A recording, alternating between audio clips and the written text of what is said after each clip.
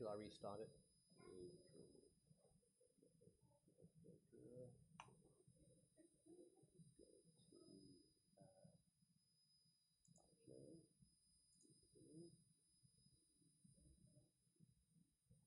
Here we go.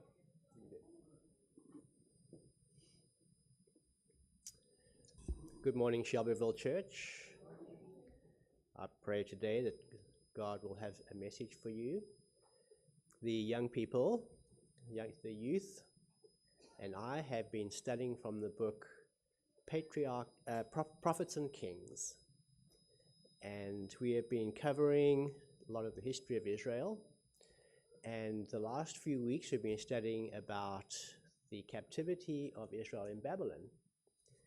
And so it has been amazing to see how, even though the Israelites had such vivid and real experience of what God could do for them, bringing them out of the land of Egypt and all the miracles he performed, they still slid right into the heathen practices of the nations around them. God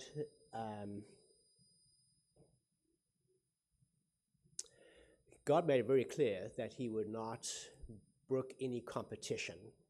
Okay, God is a jealous God, and in the 10 Commandments, Exodus 20, he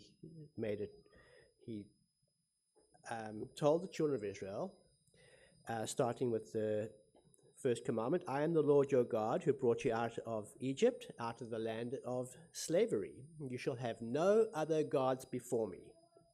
You shall not make for yourself an image in the form of anything in heaven or above or on the earth beneath or in the waters below. You shall not bow down to them or worship them.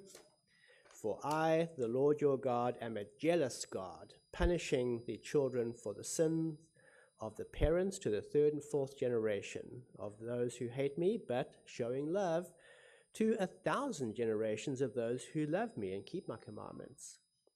And so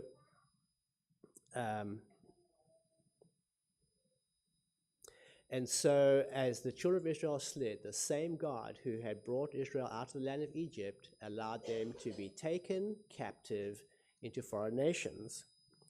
The 10 northern tribes, Israel had split by this point into 10 tribes and 2 tribes. The 10 northern tribes were the first to feel the judgments of God, and the very vicious and cruel nation of Syria, of the Assyrians, came down and destroyed their cities and took the people captive and distributed them among all the nations. And to add insult to injury, they took heathen from other nations and they brought them to settle in the land of Israel. It took about 140 more years. So this happened in about 740 BC. At around 600 BC, about 140 years later, Judah suffered the same fate, and they were conquered by the Babylonians. So the Babylonians had their capital city, Babylon, quite some distance from Israel, and evidently it is the site of the Tower of Babel was built. And if you know anything about the languages in that area, Babel means the gate of God. Bab is the gate, El is God. So this was, to them, the gate of God. The Tower of Babel was to get them up to where God is. My dad was telling me that when he visited Cairo, they had the same wording in their train stations. And to get to the pyramids or the city or the monuments of the past rulers, you had to go to Bab el Lux. So this is the gate or the station to get to this particular city. So those words are still being used today. But what I want to talk about today is Nebuchadnezzar, and he was the cruel Babylonian leader who was crushing. In fact, about that time, they crushed the Assyrians. They were an extremely strong nation, and the country which had beaten Israel, the Babylonians came in and defeated them. And so Nebuchadnezzar, being the king of Babylon, was one of these soldiers. And I want to read a quote from. Okay, let's advance this. So this image here shows you a little bit about where Babylon was. The section in green is Babylon. The section to the north would be the Assyrians, and then along the coast you can see where Israel is. So they had quite some distance between the two different nations, and the Empire of Babylon took over that whole area. But in okay, so I'm going to read a quote from Prophets and Kings. I don't have it on the screen, but it's page 536. To every nation and to every individual, God has assigned a place in his great plan. So King Nebuchadnezzar had been assigned by God a place in God's great plan. And God calls Nebuchadnezzar my servant. So even though he hammered and destroyed Israel, he was the servant of God. In Jeremiah 27 verse 6, now I will give all your countries into the hands of my servant Nebuchadnezzar, king of Babylon. So in time, Assyria was conquered, reduced to a vassal state of Babylon.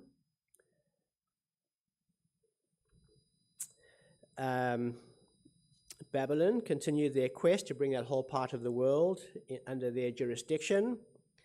And the first time that Babylon ended up attacking Judah, at the advice of their prophets, Judah surrendered. Just give it up. You're not going to beat this. You're not going to win this war. Just surrender. And so that's what the Jews did.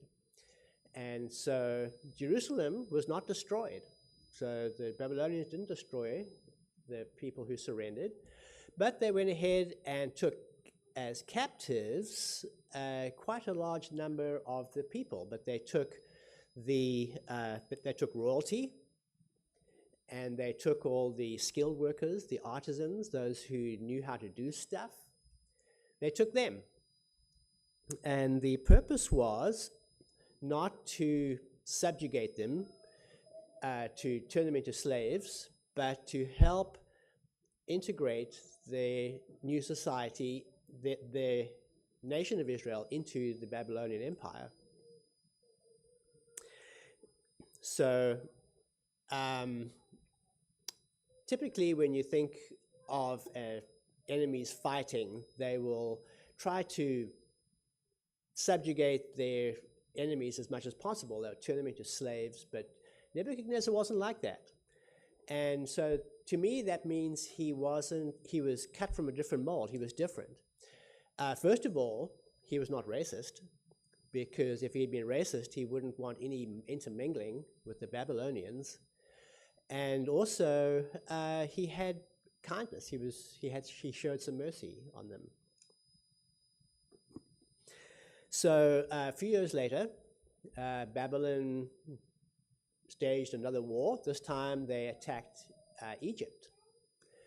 And unfortunately, the Egyptian army turned out to be a lot more powerful than they anticipated, and the Babylonians were totally routed.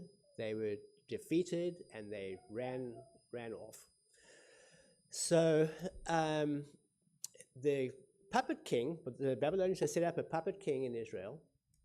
The puppet king was thinking, okay, Babylon's his history. We're no longer going to pay tribute because the Babylonians required them every year to pay a certain amount of money and taxes to the Babylonian Empire. And so Israel said, well, we'll just align with the with the Egyptians because they're obviously the stronger power here, and we're going to quit paying taxes. Well, that didn't work out well for them because Babylon came back. Egypt didn't come back and help them. And they formed a siege around Jerusalem. This siege took 30 months. So this was two and a half years took them to actually overcome. But all during that time, Jerusalem had no access to food, and so you can imagine the deep privation and the suffering that happened in that city. Eventually, the city fell. This time, the Babylonian armies went through and they totally looted the city. They took anything of value. You'll remember that this Temple of Solomon was in Jerusalem, and there was a lot of gold in that temple. They had huge brass columns. There's a picture of it here on the screen. They had huge brass columns in front of the temple. The Babylonians broke it up in pieces. They had a huge, they called it a sea, which was a big water container, all made of brass. They broke it up in pieces. Anything that had any value, they took off.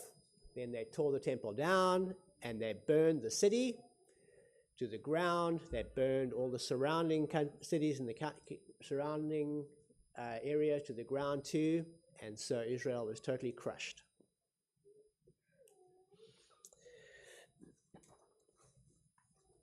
So these valuables were taken to Babylon, and the things which had value, such as the articles from the temple, were some of them were stored in the temples of their gods. As you can imagine, the Babylonians figured their gods are obviously more powerful than the Jewish gods, and so they figured that their gods had provided them with the victory, and so all honor to the Babylonian gods, right? Well, God had different plans, and what I want to talk about today is how God made known that there is a God who is alive, who is not made of stone and rocks and metal, and that who affects the affairs of man and who affects history.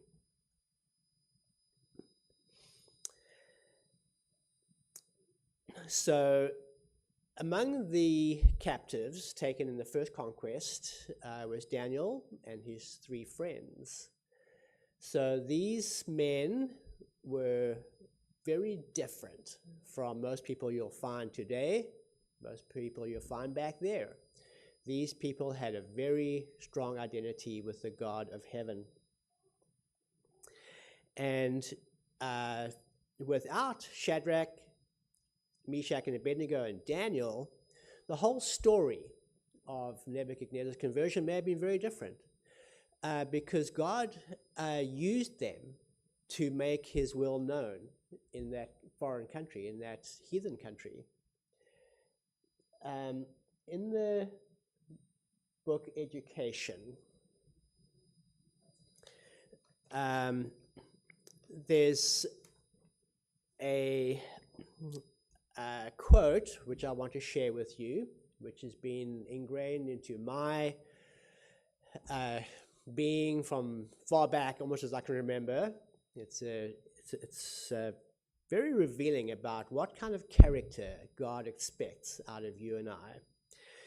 Education, page 57. The greatest want of the world is the want of men. So this is men or women, mankind.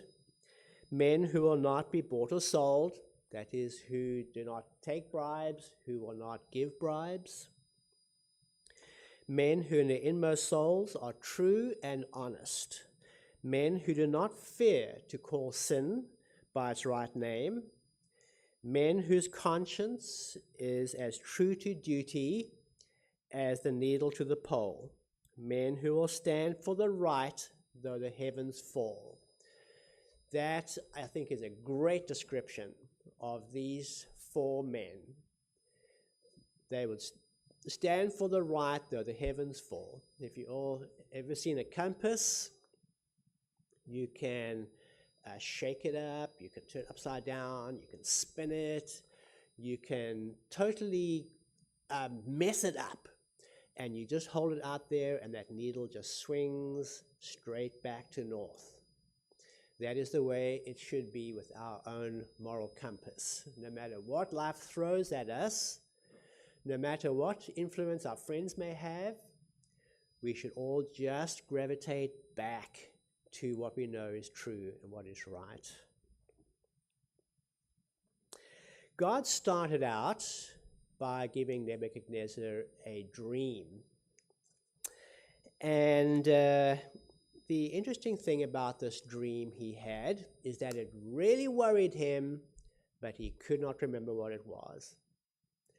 So Nebuchadnezzar called all his magicians, his enchanters, his sorcerers, his astrologers, and he demanded that they tell him what the dream was.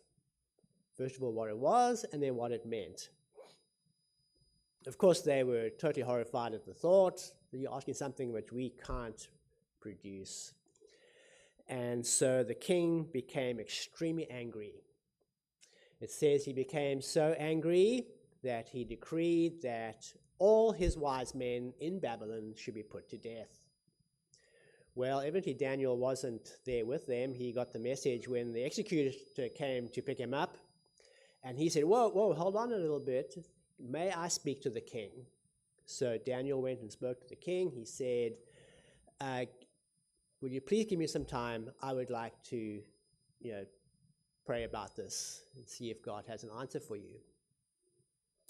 So Daniel received from God what the vision was about.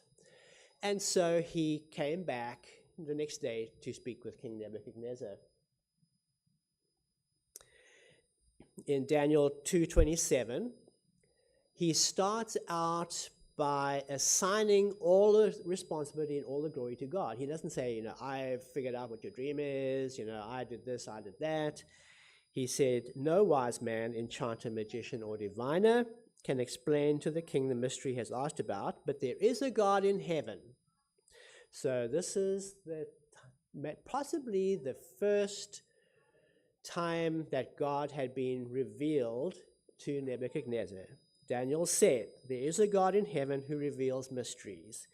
He has shown King Nebuchadnezzar what will happen in days to come. And so Daniel went on to explain what this vision, what the king had dreamed about. He told him that you saw the vision of a great man, a vision of a statue. His head was made of gold. His chest was made of silver. His loins were made of brass, and his legs of iron, and his feet of iron mixed with clay. And then he told how each of these metals represented a different kingdom to come. He told him that this head of gold represented the kingdom of Babylon, and that Nebuchadnezzar was this head of gold. But then he said, your kingdom will come to an end, and another kingdom will take its place, and then another kingdom, and eventually, at the end of time, a big rock will be hewn out of the mountainside and will come down and will smash the feet of this image. The whole image, gold, silver, brass, everything about it will be smashed to the finest dust and will be blown off by the wind. There'll be nothing left except this big rock. And that rock, it will take over the whole world.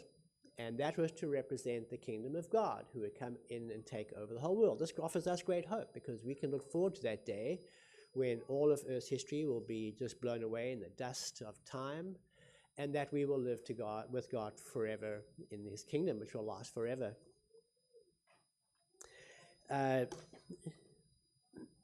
So King Nebuchadnezzar was very impressed by this, and he felt honored, I'm sure, that God should speak to him. And it says here that King Nebuchadnezzar fell prostrate before Daniel and paid him honor and ordered that an offering and incense be presented to him. So this king is a heathen king. He's been worshipping his own gods for all these years. And he turns around and he tries to worship Daniel. And because he realizes immediately that here is a force that he has not reckoned with before. And so Daniel was very quick to tell the king that it's God in heaven who reveals his dreams, not me. And the king said to Daniel, surely your God is the God of gods and the Lord of kings and a revealer of mysteries, for you were able to reveal this mystery. So this was round one of Nebuchadnezzar's education. And if you think about it, many evangelistic series today start with Daniel 2. And many Bible studies today start with Daniel 2. Why do you think that this vision of this king would be used to start off an evangelistic campaign? And so what was Nebuchadnezzar to learn from this message? First of all, there is a God that can do what no idol of wood, stone, or metal can do. And this God can see the future. And this God dictates the future. And this God will eventually set up a kingdom that will never end. And so when an evangelist presents Daniel to the story of this vision, to new people newly exposed to the Word of God and to God, this is a great lesson because it shows that God can be trusted. It shows that what God says happens. And that is really the foundation. We have to believe in God before we can start learning about salvation and learn to trust Him. And this vision was to Nebuchadnezzar just that. It showed him that there is a God who does see the future and who can be trusted.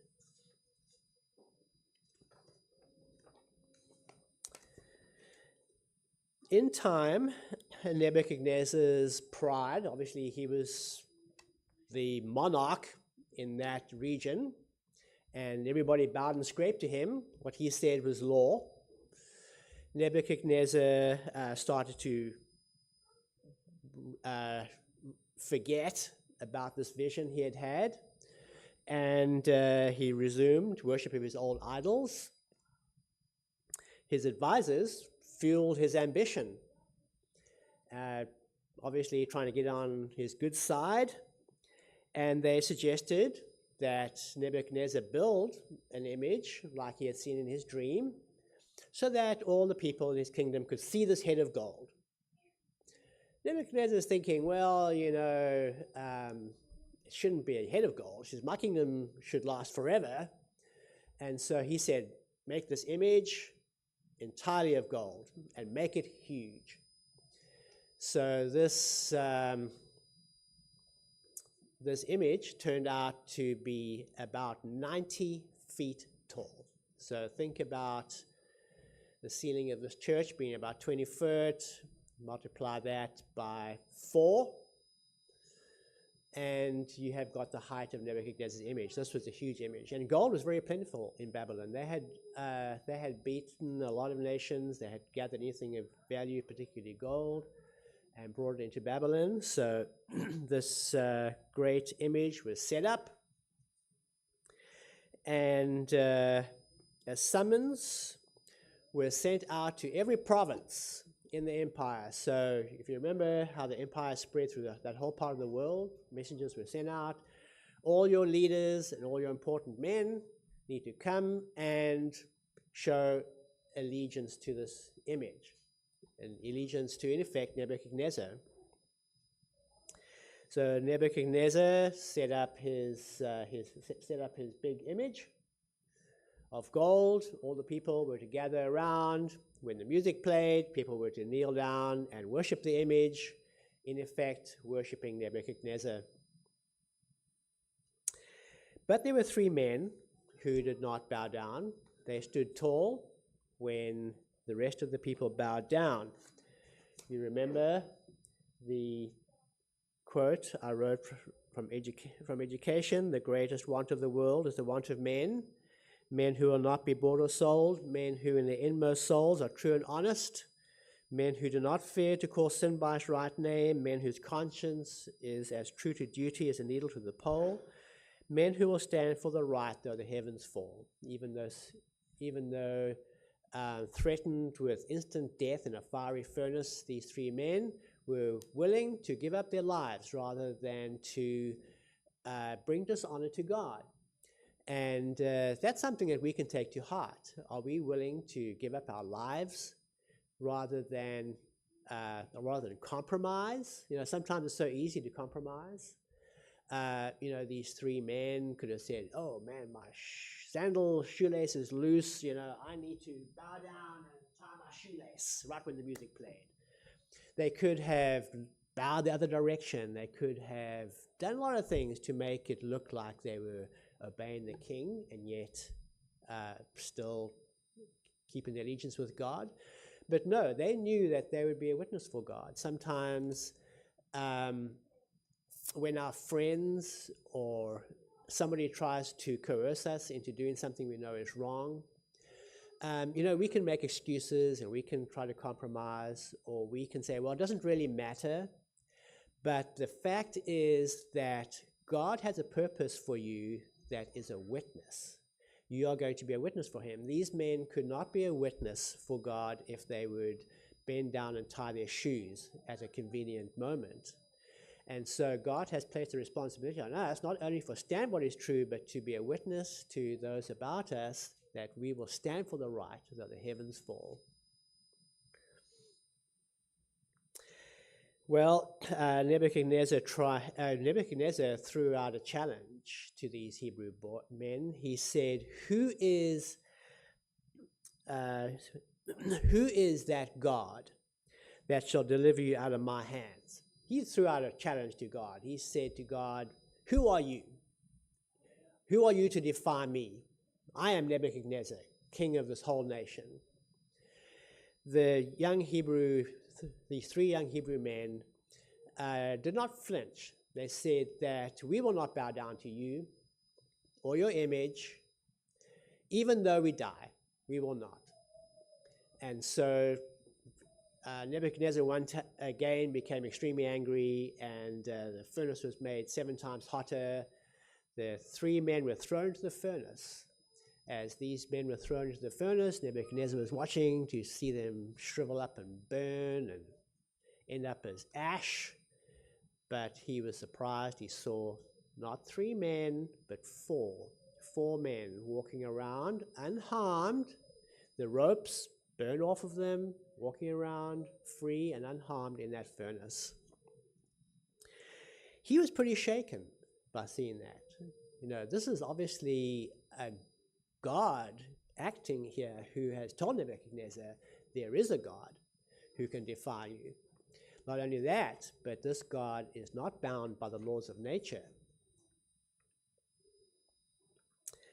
And so Nebuchadnezzar, forgetting his dignity and the fact that he's the emperor of this whole nation, calls out, "Hey, Shadrach, Meshach, and Abednego, come on out." And so these 3 men come on out, and Nebuchadnezzar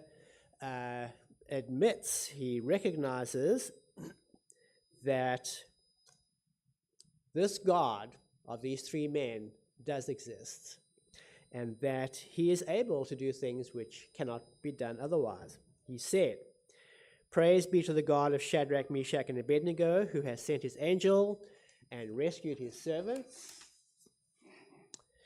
They trusted in him and defied the king's command and were willing to give up their lives rather than serve or worship any god except their own. Therefore, I decree that the people of any nation, language, or language who say anything against the God of Shadrach, Meshach, and Abednego be cut into pieces, and their houses be turned into piles of rubble, for no other God can save in this way." So separation of church and state wasn't part of Nebuchadnezzar's plan here. He now decreed that all people should speak good things about the God of heaven. The other thing which we should remember is that the summons had been sent to every corner of the empire of Babylon. And so this decree that Nebuchadnezzar sent out was put in the hands of all their leaders. And their leaders went home with first-hand knowledge of what God can do. And a message from the emperor about how people should now listen to and obey the God of heaven. So these three men's witness, their standing for the truth, what is right, ended up being a witness to the entire nation of Babylon. Every province was reached by their witness. When those people came to their lands, did they tell about what a great image Nebuchadnezzar had set up? No, they said, we saw something which no man could ever do. We saw three men thrown into a fire and come out unscathed, unburned. And so God was honored and glorified by these three men. So Nebuchadnezzar learned that there is a God who will not tolerate any worship except to him. He also learned that God is not bound by physics. Two more lessons in Nebuchadnezzar's education. Lesson number 3. Nebuchadnezzar loses his mind.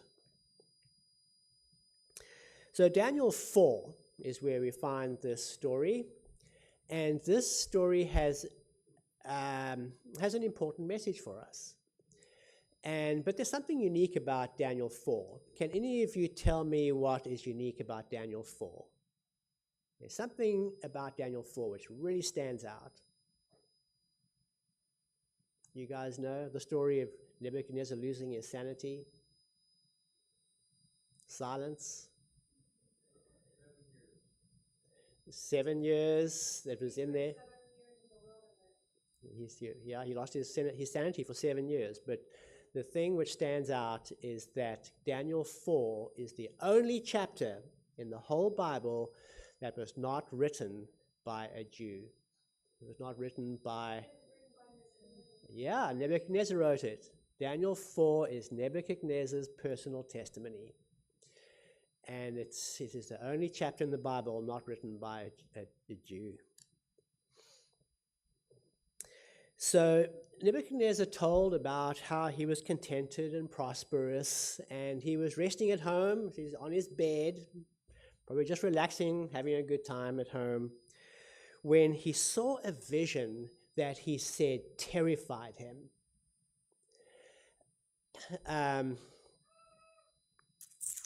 He dreamed there was a huge tree that reached up into heaven, its branches spread out through the whole nations, and that this tree sheltered the birds made nests in the branches, the animals lived peaceably underneath it. It produced fruit in abundance and fed all creatures around about. But then he saw a heavenly messenger appear. So he knew that this was not a human messenger. He saw it as a heavenly messenger who commanded that the tree was to be cut down. But he said, put an iron and a brass band around the stump until 7 times or 7 years should pass. Morris and Ashley, there's come your 7 years. And so Nebuchadnezzar was terrified. He knew that this dream meant something bad. Okay, you don't cut a tree down and think something good's going to come of it, right? He knew something bad. So he called again all his, he called all of his wise men back into his presence, and he said, tell me what this dream means. This time he remembered his dream, but he said, tell me what the meaning was. And these wise men couldn't, or in my way of thinking, wouldn't come up with any interpretation. because if they were to tell something bad to Nebuchadnezzar, they might get their heads chopped off, right? So they just kept quiet, says, nope, can't do it. So again, Daniel was summoned. King, I guess, remembered, hey, there's a guy who has contact with this God. And so Daniel knew it was bad news from the very first time he heard this word. And he didn't really want to say anything, but the king insisted and encouraged Daniel. He said, tell me the dream, whatever it means, just tell me. And, it takes great courage to speak the truth to people are going to be hurt by it. And God expects us to speak the truth regardless of the consequences. And sometimes it's hard to do that. Sometimes we need to use tact, and I think Daniel used a lot of tact when he was speaking with the king. So he told the king, Daniel 4, starting in verse 24, this is the interpretation, your majesty, and this is the decree the Most High has issued against my lord the king. So he started out by telling the king, this decree is against you, okay? But the Lord in heaven has decreed it. You'll be driven away from people and will live with the wild animals. You'll eat grass like the ox and be drenched with the dew of heaven. 7 times will pass by you until you acknowledge that the Most High is sovereign over all kingdoms on earth and gives them to anyone he wishes. The command to leave the stump of the tree with its roots means that your kingdom will be restored to you when you acknowledge that heaven rules. Therefore, your majesty, be pleased to accept my advice. Renounce your sins by doing what is right and your wickedness by being kind to the oppressed. It may be that then your prosperity will continue. So Daniel knew that God is a merciful God. He knows that his anger can be turned. And so God encouraged the king, hey, leave your evil ways, do righteous things, be kind to the poor, be kind to the oppressed, and maybe God will have mercy on you. Daniel didn't want these bad things to happen to the king.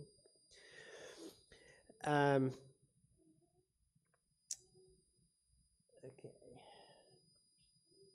And so King Nebuchadnezzar continues on with his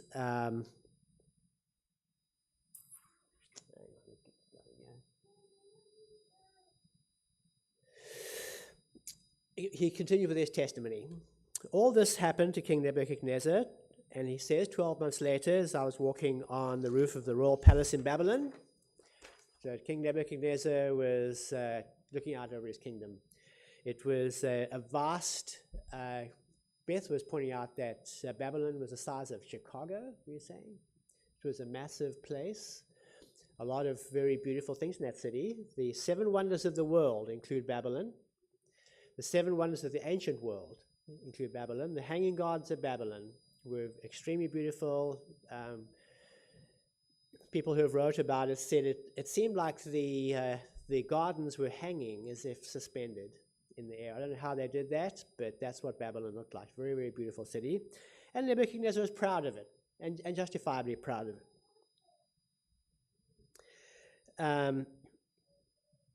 So Babylon said, is this not great Babylon that I have built as the royal residence by my mighty power and for the glory of my majesty?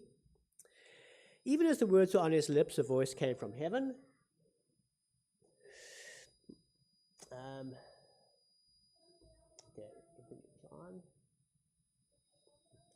Even as the words were on his lips, a voice came from heaven. This is what is decreed for you, King Nebuchadnezzar. Your royal authority has been taken from you. You'll be driven away from people. You'll live with the wild animals. You'll eat grass like an ox. 7 times will pass by you until you acknowledge that the Most High is sovereign over all kingdoms on earth and gives them to anyone he wishes. At the end of that time, I, Nebuchadnezzar, so this is after 7 years had passed now, the Bible tells that his hair grew so long it was like feathers of an eagle. His fingernails grew like claws. But at the end of that time, I, Nebuchadnezzar, raised my eyes towards heaven, and my sanity was restored. Then I praised the Most High. I honored and glorified him who lives forever. At the same time that my sanity was restored, my honor and splendor were returned to me for the glory of my kingdom. My advisors and my nobles sought me out, and I was restored to my throne and became even greater than before. You probably remember that Daniel was one of the king's advisors. I'm sure he had a lot of clout there, and Daniel probably knew this king's coming back. He made sure that there was no one to fill that vacuum. You know, as soon as a powerful leader leaves his place, it's called a power vacuum, all the ambitious come to take his place, right? But somehow Daniel held on. God kept this kingdom for King Nebuchadnezzar. And so, continuing to verse 37. Now I, Nebuchadnezzar, praise and exalt and glorify the King of heaven, because everything he does is right, and all his ways are just, and those who walk in pride he is able to humble. So did God succeed in his pursuit of Nebuchadnezzar? Do you think that God was able to touch this man, this heathen, evil man? Ellen White wrote a very telling paragraph in the book Prophets and Kings, page 521. I'd like to share it with you. The once proud monarch had become a humble child of God, the tyrannical, overbearing ruler, a wise and compassionate king. He who had defied and blasphemed the God of heaven now acknowledged the power of the Most High and earnestly sought to promote the fear of Jehovah and the happiness of his subjects. Under the rebuke of him who is King of kings and Lord of lords, Nebuchadnezzar had learned at last the lesson which all rulers need to learn, that true greatness consists of true goodness. He acknowledged Jehovah as the living God, saying, I, Nebuchadnezzar, praise and extol and honor the King of heaven, all whose works are truth and his ways judgment, and those that walk in pride he is able to abase. If you remember our sermon last week by Pastor Vis, I would call it Vis in Dutch because he's Dutch. V is pronounced as an F, so F, Vis, means fish. So in Pastor Vis's sermon, he said something telling. He said that salvation is a process of submission. It's a process of surrender. Through this whole experience of Nebuchadnezzar, God passed Nebuchadnezzar through that process of surrender. Nebuchadnezzar was proud, stood on his own, and through God dealing with Nebuchadnezzar, he moved him through this process of surrender. And so Pastor Vis told us last week, he said that that this is the process of moving from rebellion to salvation. Moving from rebellion to surrender to Christ. And so, as we have learned from Nebuchadnezzar today, as he moved from rebellion to surrender to Christ, that is what my prayer for you is today. I pray for you that you will leave rebellion and that you will surrender to Christ.